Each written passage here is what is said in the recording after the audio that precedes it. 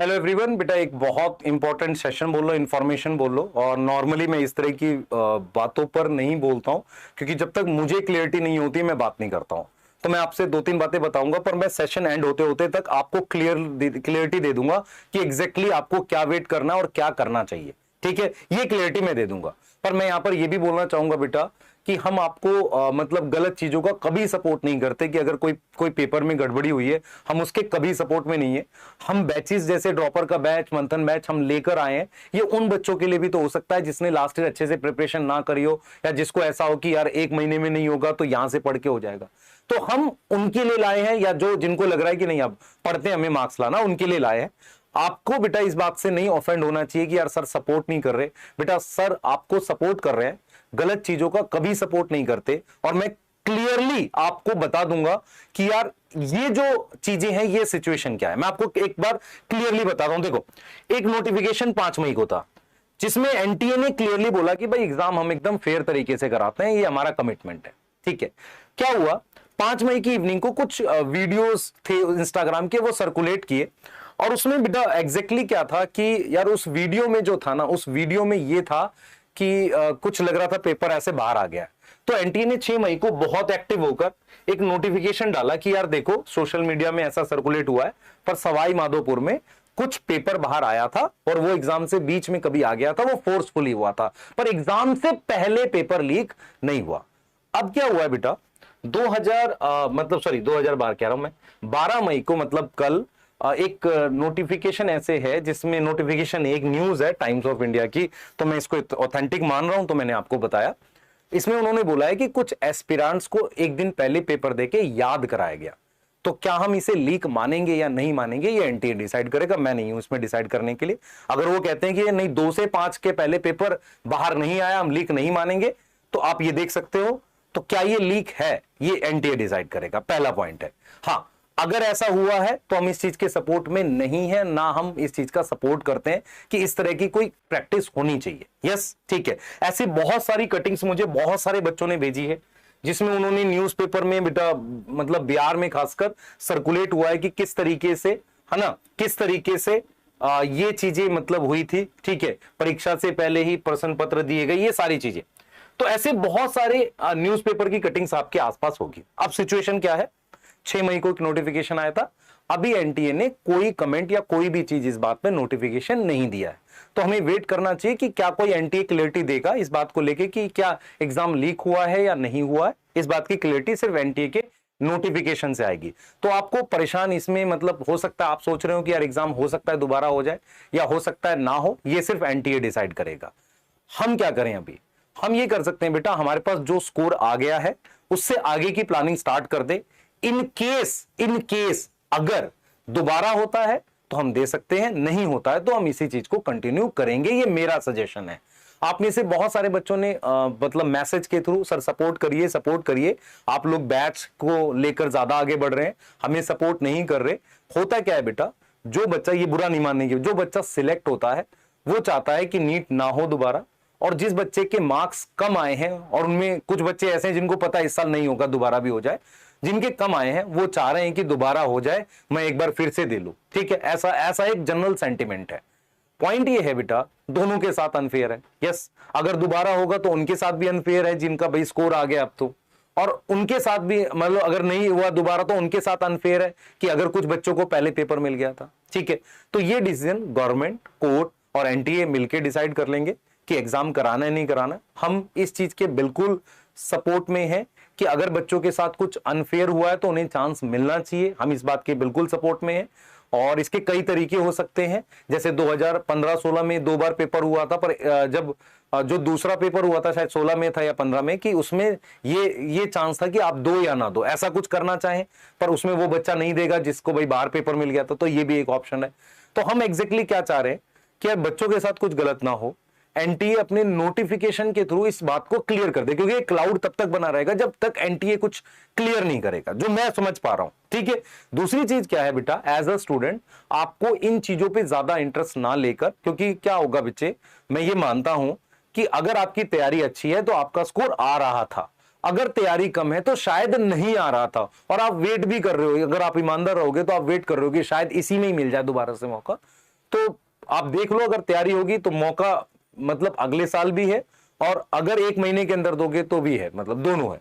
और नहीं तैयारी है तो फिर बेटा 1 महीने के मौके से वैसे भी कुछ नहीं होने वाला, ठीक है, ये फैक्ट है। दूसरा मेरी तरफ से एक स्पेशल बात एनटीए को लेकर ये है बेटा कि हम एक स्पेशल एक मतलब हम्बल रिक्वेस्ट करेंगे इसमें कि यार प्लीज थोड़ा सा पेपर को ना हम और अच्छे से करा सकते हैं। मैं ये मानता हूं कि एनटीए की जो गाइडलाइंस है वो बहुत अच्छी हैं, स्ट्रिक्ट हैं कि ये लेकर जाना है, ये लेकर नहीं जाना, काफी अच्छे से एग्जामिनेशन सेंटर पर मतलब वो बढ़िया से कंडक्ट होता है, उसमें कोई डाउट नहीं है।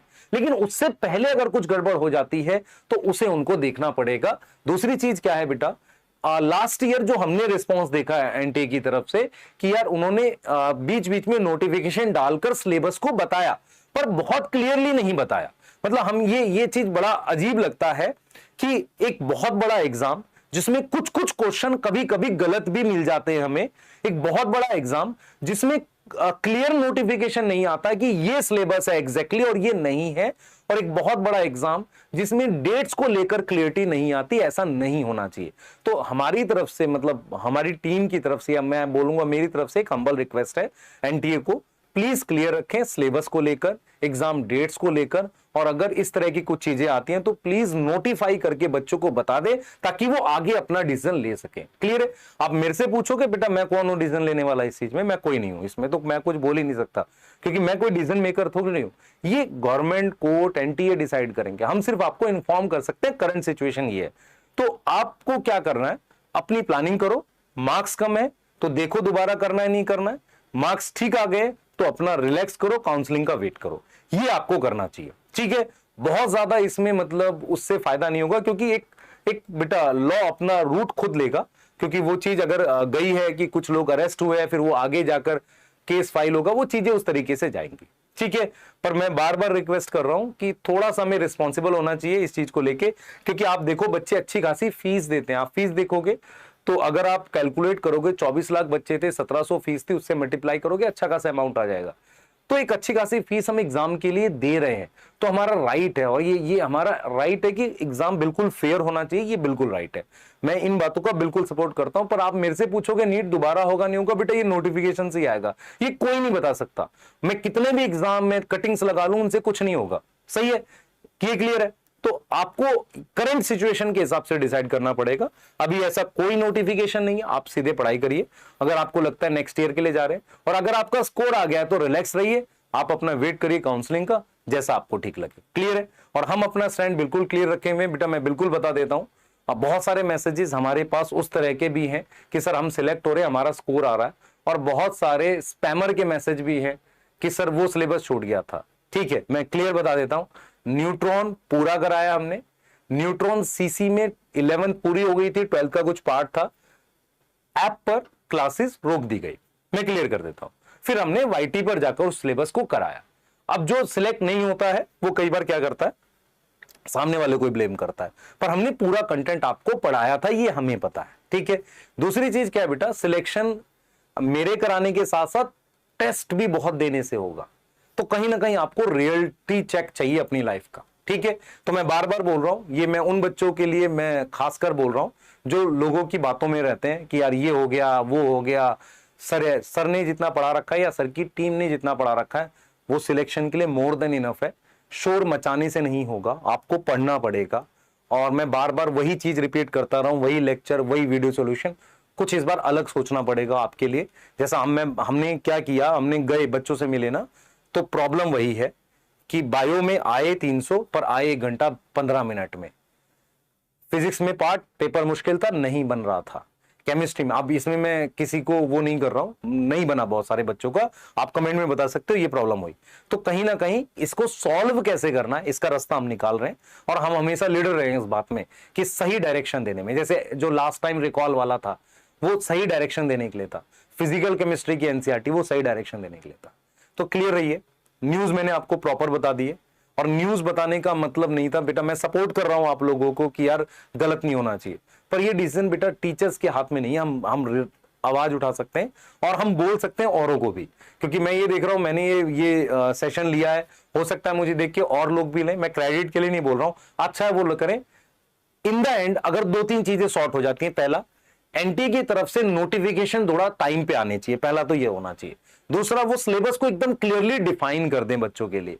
तीसरा, वो मतलब ये इंश्योर करें कि यार पेपर जो है ना बहुत फेयर तरीके से, ऐसे न्यूज आए ही ना, बिल्कुल नहीं आनी चाहिए, होना ही नहीं चाहिए ऐसी चीजें।